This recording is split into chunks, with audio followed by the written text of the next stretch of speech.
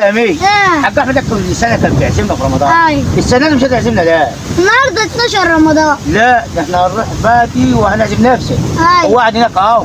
قاعد هناك اهو. هنروح عنده. هو انا اهو ملطوع هناك اهو. احنا للبيت اهو ملطوع في الغطا اهو. هو بيهرب مني باين على شكله. ها حاج.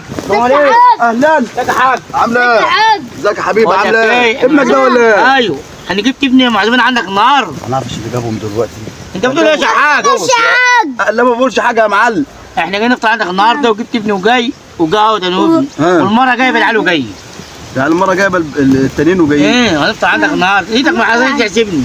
مش عارف انت كنت لنا كل سنه اخرت علينا اهو. يعني انا ما عزمتكش وبتعزم نفسك بنفسك. ايوه جاي معزوم عندك النهارده. وانت عامل لنا لحمه ما بتعملناش فراخ. وانت عايز تاكل لحمه مش عايز تاكل فراخ. عشان احنا بنحب الفراخ. يعني انت امك بتحب الفراخ ولا اللحمه؟ اللحمه يالا. اللحمه. ايوه. طب احنا ما عندناش الا فراخ. لا احنا عايزين لحم. ايه؟ جبنا عايزين لحمه. وكتاب الله ما عندنا الا فراخ. وعادي احنا عايزين لحم. جبنا كل لحم عند لا الجزار. ما فيش النهارده الجمعه ما فيش لحم. يا عم الناس شايفاها لحم. وعاجبكم فراخ. تعالوا كلوا ما عجبكمش قسما بالله ما عندنا الا فراخ احنا ما بنجيبش لحم. لا احنا عايزين لحم. ايوه مننا ولا ايه؟ ايوه احنا ما عندناش طب الا اهرب مننا. اوعى يا انت وابوك لازم تاكلوا لحمه. ايوه. اوعى يا اخي. يهرب مني. اه. ان راجل متى